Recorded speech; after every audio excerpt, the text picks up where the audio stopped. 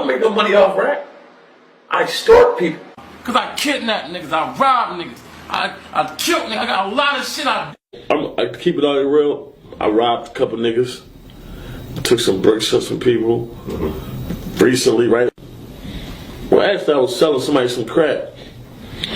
And I was serving somebody some crack. I extort motherfuckers too. Facts. And I watched him grow up. Facts.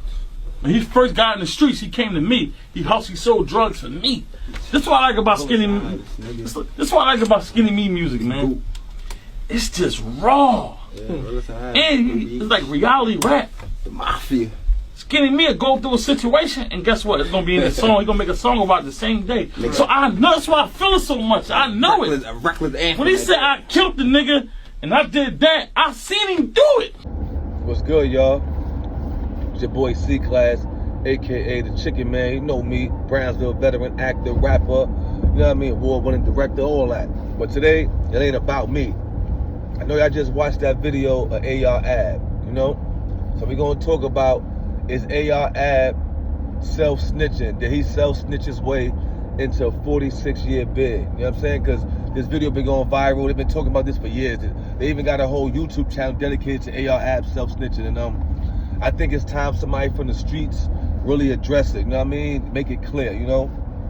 Because we see cases of Big U, Brick Baby, Lil Durk using lyrics and all that against him, such as like Young Thug. But in the case of AR Ab, you know what I mean, it's totally different.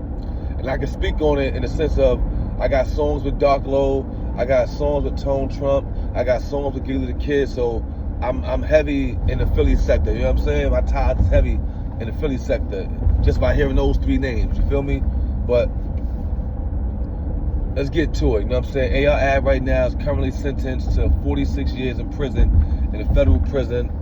I'm not sure which state holding right now, which USP holding him, but yeah, 46 years in prison, and he blew trial. He went to trial with RICO conspiracy charges, you know, based out of Philadelphia. I think the Northern District of Philadelphia or something like that, east of one of them. But yeah, he on video saying, I seen him do it with Skinny Me. He on video saying, you know, I ain't the craziest. Niggas behind me got more murders than me. You know what I'm saying? My man right here got shot in the head, came out the hospital, killed the nigga the same night.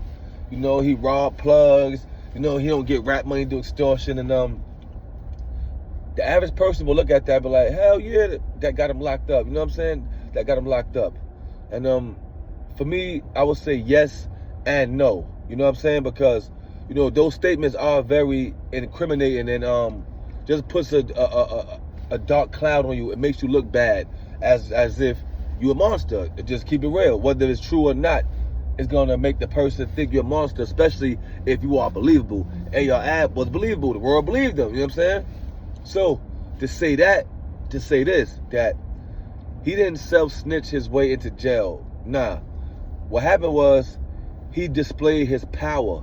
You know what I'm saying? He displayed his influence. You know what I mean? By those videos get millions of views, by his name garnering and gathering, you know what I'm saying, a much attention, it made the federal government be like, yo, this guy's a problem. You know what I mean? Not because he's a super criminal, because he can influence people to be super criminals.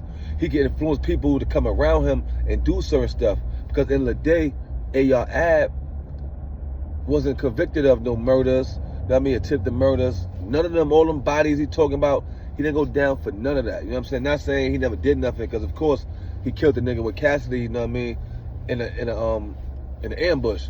But I'm saying that is that the government didn't use any of those audio recordings, any of those interviews, any of those things he said as actual evidence to convict him. What they did was they used that as character conviction. They attacked his character to the point where the jury had to say, you know what, yes, this guy looks like he's done these things. The things he said, he could be guilty of this. And mind you, he had people snitching. You know what I mean? He had Taz and a few people that was trying to tell on him. And these people are telling on him just to get short of time, because he still didn't get caught with no weight, no bricks. It was people saying he served this, he served that, you know? So I feel like what he did was he brought unwanted attention on himself, you know what I'm saying? Like, he didn't tell her nothing that he actually did, but what he did was he showed the federal government that, hey, there's a dude named Abdul West out of Philly who has a great influence on the street community. And if he actually ever gets in this rap game and gets some real money, he can do something nasty out here. So before he get there, let's get him. And you notice as Ab was blowing up, his name buzzing for the music, because his music is fire. Him and Dark Low dropping them songs. You know what I'm saying? He was getting bigger and bigger. Not off the street shit, off the music. The street shit, he was saying, was just getting people interested in his story. Because you see Ab interview, you never know who he is. You're like, nah, let me hear this nigga music. This nigga talking crazy. And you're like, oh, nah, he could rap too. Like, son got pain bars. So it was more of his influence that got him locked up. You know what I'm saying? Because he had streets on streets of gangsters that was riding with him. He had streets on streets of gangsters who didn't know him that was riding with him, that felt what he felt. You know what I'm saying? So he could pull up on any block and the gangsters gonna come out. They're gonna bring their guns out because that's the vibe. You know what I'm saying? And the police was like, listen, this guy's already doing this with no money. If he gets any money or legitimacy in the sense of he could actually be legitimate business, it's gonna be hard to take him down. You know what I'm saying? So they got AR right before he blew all the way up. You know? And another thing people mention too is that half a ticket, the half a ticket. Everybody talk about the half a ticket when he showed the $500,000. That right there, I say that's flagrant. And I'm gonna tell you why that's flagrant, right?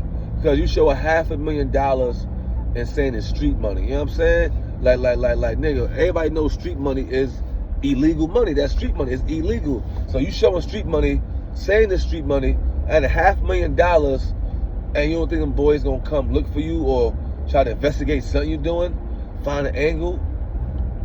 I feel like us as young black men, we gotta be a little bit smarter. And it's hard to be a little bit smarter when you think about it. When dudes come from no education, dudes don't come from what's the word? Leadership and guidance. Like, this street shit don't come with leadership and guidance. It don't come with a handbook. It don't come with your predecessors, you know what I mean, laying a game out to you, showing you the ins and outs, the ropes, the highs, the lows, the do's, the don'ts. You jump in this street shit, you know what I mean, head first, you know what I mean, with no knowledge. You figure shit out as it come. A lot of times, you figure it out too late, you know what I mean? And this was happening with so many dudes, man. I watched it over and over again, you know what I'm saying? We jump in the street shit, not knowing what it's about, just knowing we out there to get money. You know what I mean? We got some common sense, but this game is more treacherous, it's more diabolical than we could ever think of, you know what I'm saying? Because these people, so-called law enforcement with a badge, they don't play fair, they play diabolical. And they use all their resources, all their trickery at their expense of your expense, you know what I'm saying? And when you're a street nigga, you don't know about that, you don't think that, you know what I'm saying? You hear that they play dirty, you hear stories about it, but until they play dirty with you, you be like, wow, you know what I'm saying? Because ain't much you really can do because they put you in a sticky situation, you know what I'm saying?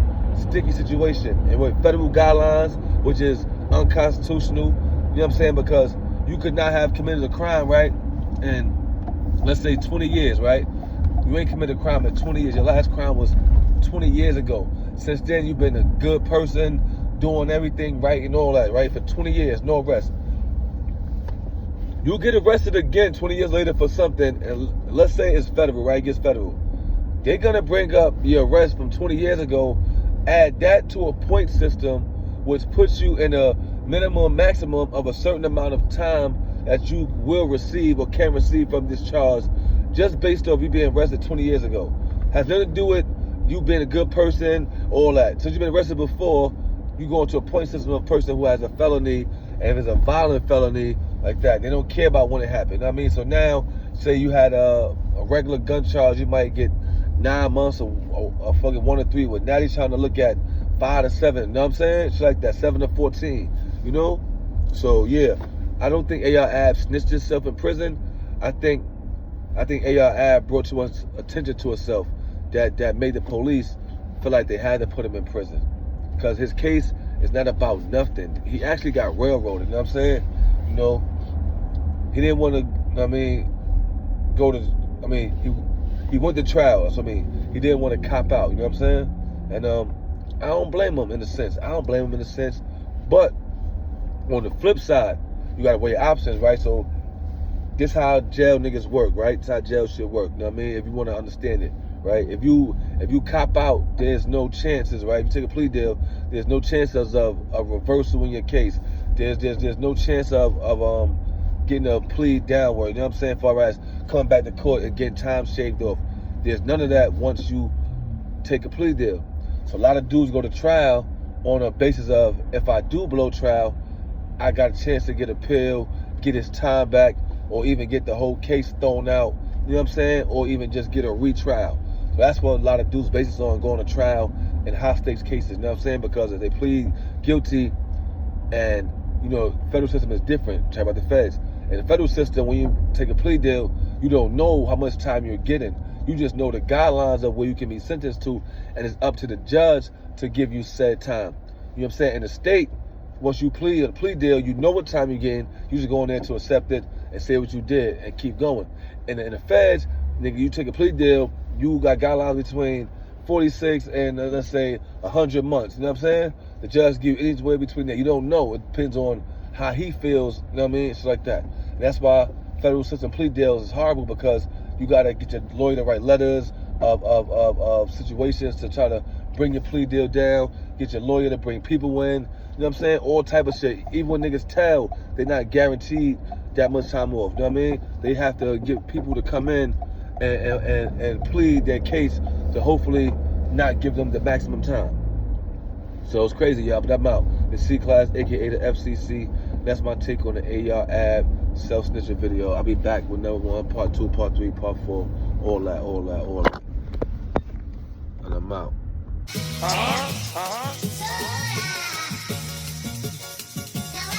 You know what this is? Come on. 1 for the money, 2 for the guys, 3 for the bitches that get it and stay fly, I'm the FCC. For every coin cash, they gotta come see me. 1 for the money, 2 for the guys, 3 for the bitches that get it and stay fly, I'm the FCC. For every coin cash, they gotta come see me. I'm a Coogee sweater, mixed with a Louis leather. I'm a Dapper Dan. Man, I can't run it up from the trenches. Influencers on benches looking stupendous. Crown capers for papers was the business. I had to get in this like water to some swimmers. Fresh, flashing, fly till I'm ended. That's how to end this, usually where to begin this. This life signed us up without a pen, kid. Memories that'll get us life synthesis. But fuck it, I love it, that's how I'm living it. A black love, we make me feel like rich in them. Made more boost than thin niggas pitching it. Sacks fifthing it when they was just Vims in it.